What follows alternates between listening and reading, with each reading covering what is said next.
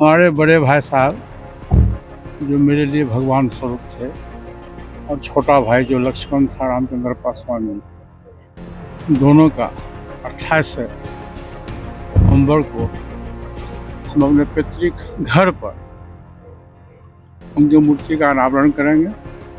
और एक पुराना इतिहास जो हम लोग का लगभग 72 वर्ष का इतिहास, उसको हम लोग याद करेंगे। और पासवान जी ने अपने राजनीतिक जीवन में 52 वर्ष के जीवन में उन्होंने पूरे देश के लिए, समाज के लिए क्या किया, उसकी व्याख्या भी हम लोग करेंगे।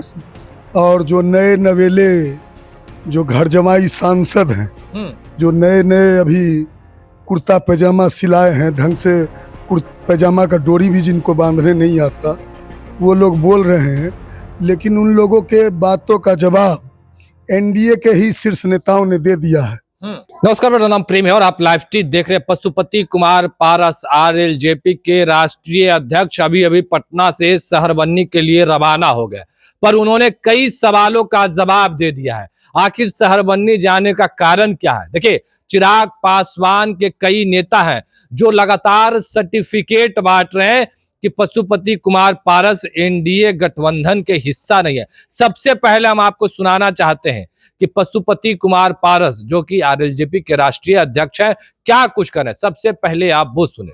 हमारे बड़े भाई साहब जो मेरे लिए भगवान स्वरूप थे, और छोटा भाई जो लक्ष्मण था, रामचंद्र पासवान जी, दोनों का 28 नवंबर को हम अपने पैतृक घर पर उनकी मूर्ति का अनावरण करेंगे।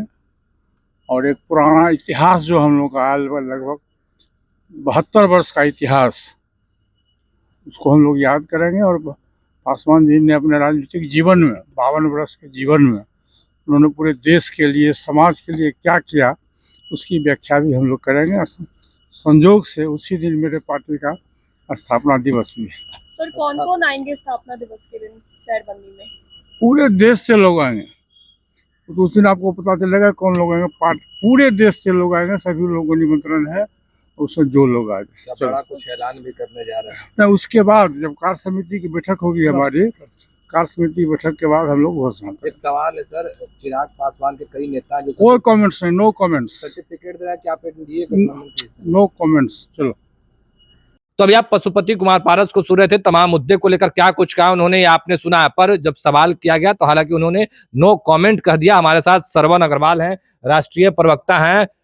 चिराग पासवान के कई नेता जो लगातार सर्टिफिकेट बांट रहे हैं कि आप लोग एनडीए गठबंधन के हिस्सा है ही नहीं, जो उनके नेताओं के द्वारा और उनके कार्यकर्ताओं के द्वारा, और जो नए नवेले जो घर जमाई सांसद हैं, जो नए नए अभी कुर्ता पैजामा सिलाए हैं, ढंग से पैजामा का डोरी भी जिनको बांधने नहीं आता, वो लोग बोल रहे हैं, लेकिन उन लोगों के बातों का जवाब एनडीए के ही शीर्ष नेताओं ने दे दिया है।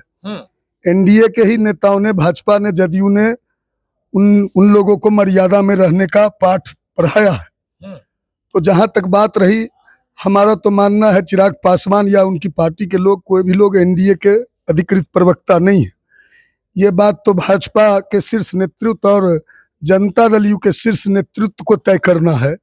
जहां तक उन लोग की बात रही, तो छोटी मुंह बड़ी बात करने के लिए वो लोग जाने जाते हैं। आसमान पर थूकने की उन लोग की आदत है ना। तो उन लोग की बातों को क्या जवाब देना है। व्याकुल भारत है, बेचैन भारत है। अभी नए नए राजनीति के प्राइमरी कक्षा में मुश्किल से एडमिशन हुआ है, तो ऐसे लोगों की क्या बात करना।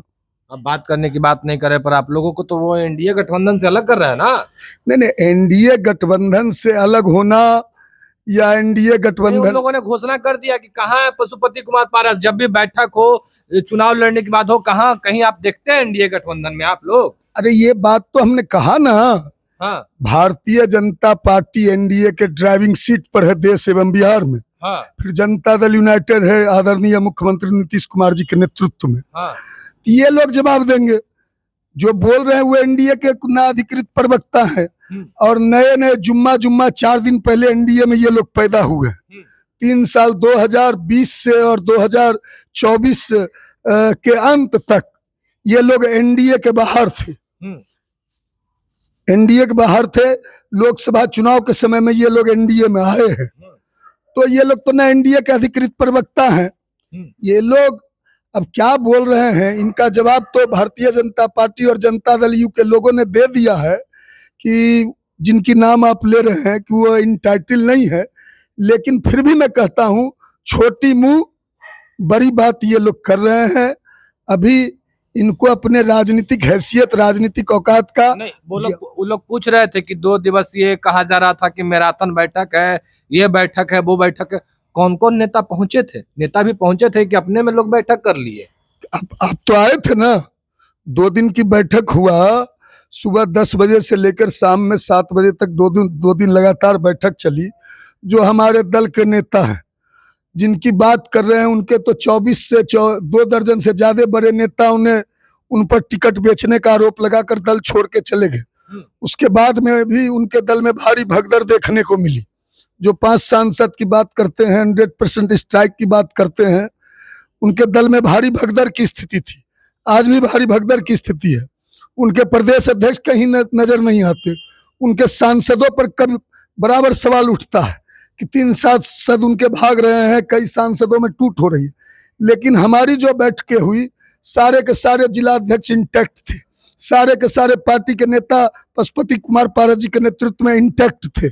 चाहे बात हो सूरजभान सिंह जी की, जो हमारे पार्टी के मजबूत स्तंभ है, पिलर है।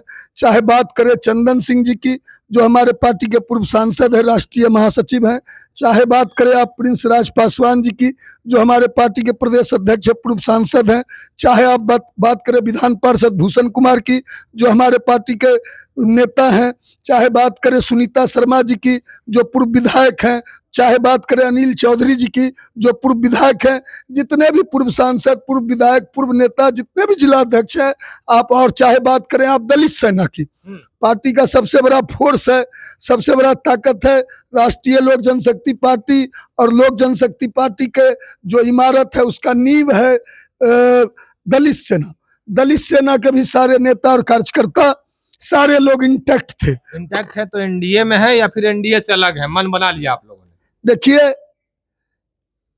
अब बाएं जाना है कि दाहिना जाना है, पूरब जाना है कि पश्चिम जाना है, रास्ता तो तय करना ही होगा। किस ओर जाना है, यह फैसला तो लेना ही होगा। हमारे नेता कहते थे पारस बाबू कि 20 सड़क पे वही एक्सीडेंट करता है, वही व्यक्ति दुर्घटनाग्रस्त होता है, जो ये फैसला नहीं ले पाता है कि सड़क के उस पार जाना है या सड़क के इस पार जाना है। तो बीच में तो पेंडुलम की स्थिति में रहना नहीं है ना। अभी तो हमारी स्थिति है कि एनडीए में ना हम 3 में है ना 13 में है।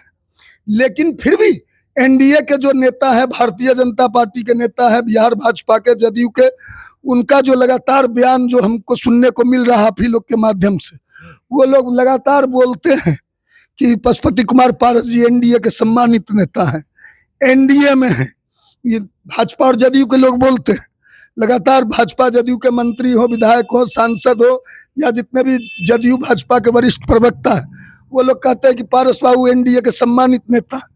लेकिन फिर जिस तरह दूसरी ओर एक तरफ एनडीए का आप सम्मानित नेता बताते हैं, लेकिन हमको एनडीए का आप सम्मानित घटक दल नहीं बताते हैं। घटक दल क्यों नहीं बताते हैं? आप नीतीश कुमार जी के नेतृत्व में 2 दिनों तक पटना में एनडीए की बड़ी बैठक हुई, उस बैठक से भी हमको दूर रखा गया। आज भी बैठक एनडीए की होने जा रही है। लगातार एनडीए की बैठक हो रही है बिहार में, हमको नहीं बुलाया जाता है। एनडीए की जितने भी कार्यक्रम होते हैं, बिहार में 4 विधानसभा के उपचुनाव हुए, आपने देखा होगा 4 विधानसभा के जो उपचुनाव हुए उसमें चिराग पासवान के दावे की हवा निकल गई।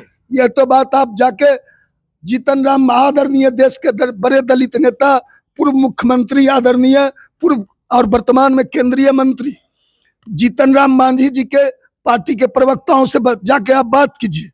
हम सेकुलर के नेताओं से बात कीजिए। दीपा मांझी को हराने के लिए चिराग पासवान ने पूरा ताकत लगा दिया था। सारा एक भी पासवान का वोट, हम लोग को तो प्रचार में नहीं बुलाया गया, हम लोग तो प्रचार से दूर थे। आप कह रहे हराने के लिए चिराग पासवान का तो बैनर पे फोटो था। नहीं नहीं नहीं, नहीं। चिराग पासवान के बारे में हम पहले भी कहा है, चिराग पासवान पीठ में छुरा भोंकने वाला व्यक्ति है। सीधे सीधे हम कह देते हैं चिराग पासवान भस्मासुर है। आप देव और दानव को दोनों को एक साथ आशीर्वाद नहीं दे सकते हो। भोले शंकर थे ना, उन्होंने देव को भी आशीर्वाद दे दिया, दानव को भी आशीर्वाद दे दिया। इससे हुआ कि देव और दानव में संघर्ष शुरू हो गया। आप जो हमारे देवता रूप देव रूप पारस बाबू उनको भी आशीर्वाद दोगे। और जिसने एनडीए को कमजोर किया और अभी 4 विधानसभा के उपचुनाव में भी एनडीए के पीठ में छुरा भोंका।